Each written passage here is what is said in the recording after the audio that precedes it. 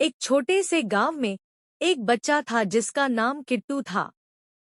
किट्टू बहुत ही चंचल और शरारती बच्चा था। उसे खेलना बहुत पसंद था, लेकिन वह पढ़ाई से थोड़ा दूर भागता था। उसके माता-पिता और शिक्षक उसे हमेशा पढ़ाई का महत्व समझाते थे, लेकिन किट्टू को पढ़ाई में मजा नहीं आता था। एक दिन किट्टू की माँ ने उसे एक सुंदर सी किताब दी, जिसका नाम जादुई पुस्तक था। उस पुस्तक की कहानियां बहुत ही अद्भुत और रोमांचक थी। किट्टू ने पहले सोचा कि यह भी एक साधारण किताब होगी, लेकिन जैसे ही उसने पहली कहानी पढ़ना शुरू किया, वह उसमें खो गया।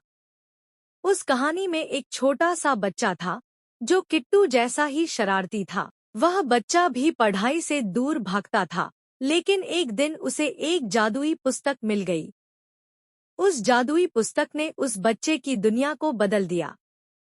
वह पुस्तक किसी भी कहानी को वास्तविकता में बदल सकती थी। बच्चा जब भी कोई कहानी पढ़ता, वह कहानी उसके सामने हकीकत बन जाती। किट्टू यह सोचकर बहुत उत्साहित हुआ और उसने भी अपनी किताब को ध्यान से पढ़ना शुरू किया। धीरे धीरे किट्टू को पढ़ाई में मजा आने लगा और उसने किताब की सारी कहानियां पढ़ डाली। कहानी पढ़ते पढ़ते किट्टू ने जाना कि पुस्तकों की दुनिया कितनी अद्भुत होती है। उसने किताबों में छिपे ज्ञान की शक्ति को पहचाना और अब वह हर रोज नई नई कहानियां पढ़ने लगा। उसने किताब की एक कहानी में देखा कि कैसे एक बच्चा मेहनत और प्रयास से अपने सपनों को पूरा करता है।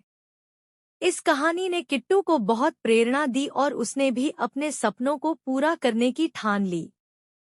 किट्टू ने अपने दोस्तों को भी किताब पढ़ने के लिए प्रेरित किया।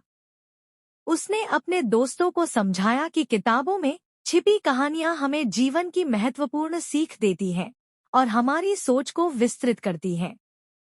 अब किट्टू और उसके दोस्त हर रोज मिलकर किताबें पढ़ते और उन पर चर्चा करते थे। वे सब मिलकर अपने अपने सपनों को पूरा करने की योजना बनाते और एक दूसरे का हौसला बढ़ाते। एक दिन जब किट्टू बड़ा हुआ, उसने अपनी खुद की एक पुस्तकालय खोली। वह पुस्तकालय गांव के सभी बच्चों के लिए खोला था। किट्टू ने सोचा कि अगर उसे किताबों का महत्व समझ में आया, तो वह और बच्चों को भी इस अद्भुत दुनिया से परिचित कराएगा। बच्चे अब किट्टू के पुस्तकालय में आते और किताबें पढ़ते। किट्टू उन्हें कहानियां सुनाता और उन्हें प्रेरित